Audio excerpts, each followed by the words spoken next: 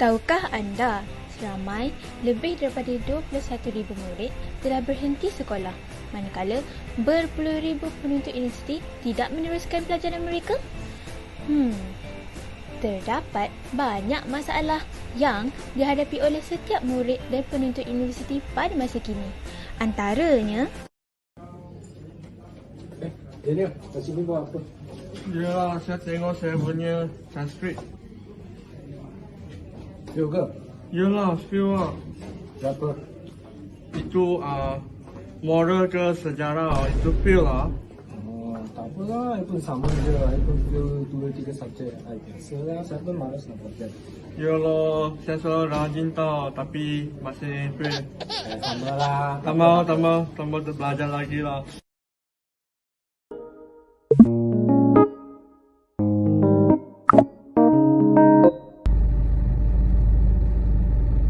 hello. Hai Rashmi, Hai. you buat apa? I tengah drive baru sampai tempat. I keluar dengan kawan. Tengah letak lipstick ni kat kereta. Tak nak turun. You dah siap ke? Siapa? Assignment? Simon apa? Federal Constitution. Tak lah, I tak buat lah. Malas nak buat lah. Sekarang ni I nak keluar makan dengan kawan. Nak enjoy sikit. Jangan macam tu. Awak kena siapkan tau. Tak nak lah. Bye lah Nat. Nantilah I call. Bye bye. Bye. Jangan macam tu. Bye bye. Stress lah. Kerja nak buat, assignment nak buat, study pula kena buat. Aduh, stress betul. Nat, kan kerja ni tengah buat apa? I tengah study. I ulang kaji and then I kena buat assignment, kena buat kerja. I tak ada masa tau tak? I tak ada masa. Kenapa exam Ya, I kena ada exam lagi. I faham. You kena kerja sebab you kena jaga diri, ada duit untuk diri sendiri. Ya, aduh, I bukan keluarga yang senang tau. You pun tahu I macam mana kan? Ya, faham Nat. Namun begitu, apakah yang perlu dilakukan oleh semua pihak, terutamanya guru-guru, rakan-rakan sebaya, ibu bapa, serta diri sendiri dan pihak yang bertanggungjawab dalam membantu pelajar-pelajar tersebut? Antara pihak yang memainkan peranan penting adalah guru-guru dan rakan sebaya. Antara usaha yang boleh dilakukan oleh guru-guru dalam membantu pelajar tersebut adalah dengan mengenali gaya pembelajaran pelajar. Hal ini setidaknya dapat memenuhi keperluan pelajar dan secara tidak langsung dapat menarik minat pelajar untuk terus belajar. Guru-guru boleh menggunakan pelbagai cara yang tidak hanya terhad kepada kuliah dan penerangan. Sebaliknya, boleh menjalankan pelbagai aktiviti dalam pelbagai bentuk seperti projek, lakonan, nyanyian dan sebagainya. Pendekatan sebegini dapat memberi ruang dan peluang untuk murid-murid terbabit aktif dalam pembelajaran dan memudahkan mereka untuk memahami topik atau subjek tersebut. Selain itu, pihak sekolah juga boleh memberikan galakan dan bimbingan kepada pelajar yang menghadapi masalah pembelajaran. Untuk mengatasi masalah ini, guru-guru perlu lebih peka terhadap kelebihan dan kelemahan pelajar tersebut. Komitmen guru dalam memberikan sepenuh perhatian terhadap sikap pelajar ini dapat membantu mereka untuk memperbaiki diri dan menambahkan lagi motivasi untuk meneruskan keputusan yang cemerlang. Dalam pada masa yang sama, guru juga perlu memberikan latihan yang bersesuaian kepada murid untuk terus memperbetulkan kesalahan yang sering kali dilakukan oleh murid bagi menguasai sesuatu subjek atau topik tersebut. Bukan itu saja, rakan sebaya juga dapat memainkan peranan penting dalam mengembalikan keseimbangan rakan dengan cara mengajar dan mengajak rakan untuk belajar bersama-sama. Dengan cara ini, pelajar tersebut dapat mengetahui lebih banyak informasi, tidak hanya tertumpu kepada pengajaran daripada guru sahaja. Kebanyakan pelajar merasa malu untuk bertanya kepada guru jika mempunyai persoalan berkenaan pelajaran. Oleh hal yang demikian, Rakan sembahyang bijak mampu menjadi tempat untuk mengajukan persoalan.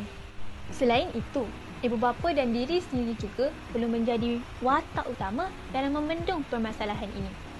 Ibu bapa perlu memantau dan menghadkan penggunaan telefon bimbit anak-anak. Hal ini kerana penggunaan gadget ini mampu menjadikan seseorang pelajar itu lalai terhadap tugasan yang perlu diselesaikan. Ini adalah kerana melalui gadget, mereka akan kerap menghabiskan masa untuk melayari sosial media yang mana melalui sosial media ini terdapat beberapa keburukan terhadapnya. Antaranya, sosial media mempengaruhi gaya hidup pelajar tersebut. Apabila pelajar tersebut mengikuti perkembangan rakan-rakan di sosial media mereka juga akan berkecenderungan untuk mengikuti gaya hidup rakan di sosial media seperti melepak, berfoya-foya dan membuang masa dengan perkara yang tidak berfaedah, terutamanya dalam pelajaran mereka. Selain itu, ibu bapa juga perlu menyediakan kelengkapan yang secukupnya untuk pelajar selain daripada mengekalkan persekitaran yang positif, terutamanya semasa berlaku pertelingkahan antara ibu dan bapa. Hal ini demikian kerana kesihatan mental pelajar boleh terjejas apabila perkara-perkara tersebut tidak berlaku.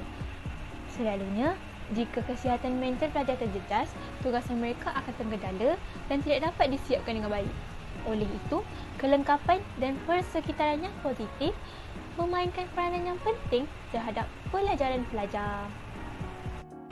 Pelajar perlu mempunyai kesedaran diri terhadap pengorbanan yang telah dilakukan oleh ibu bapa mereka untuk mendidik mereka.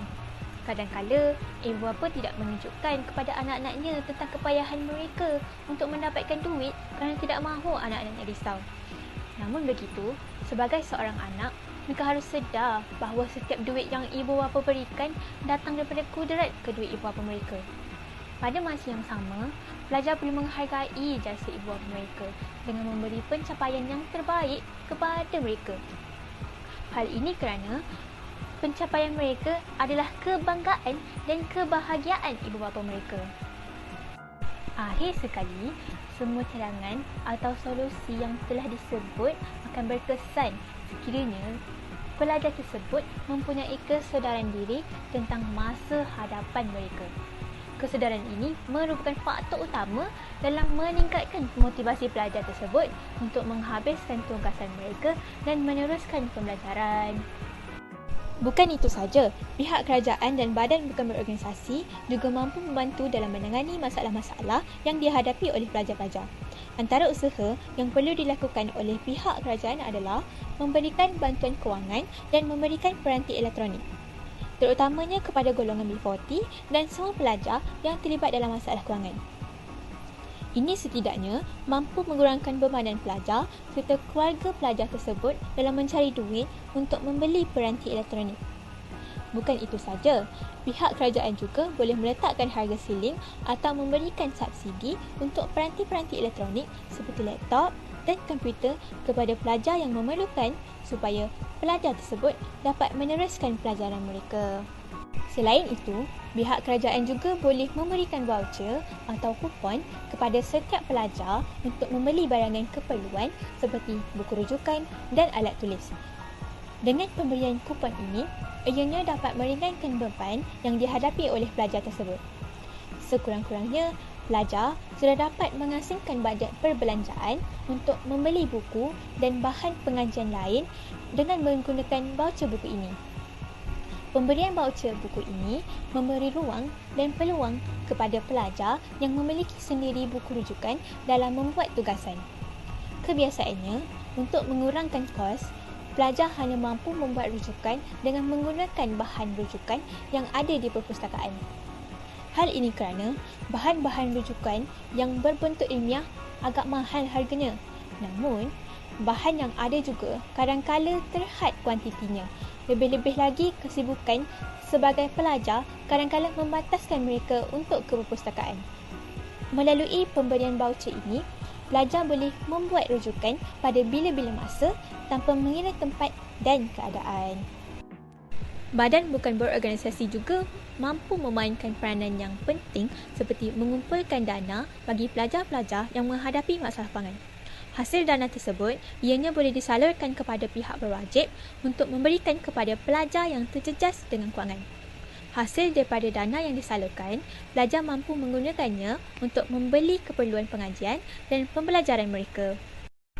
Secara konklusinya, banyak bantuan yang boleh dihulurkan oleh orang sekeliling kepada pelajar untuk meningkatkan semula motivasi mereka dalam meneruskan pelajaran mereka. Oleh itu, semua pihak perlulah bersatu dan berganding bahu untuk membantu pelajar yang memerlukan bantuan, terutamanya dalam mengembalikan motivasi mereka untuk terus belajar.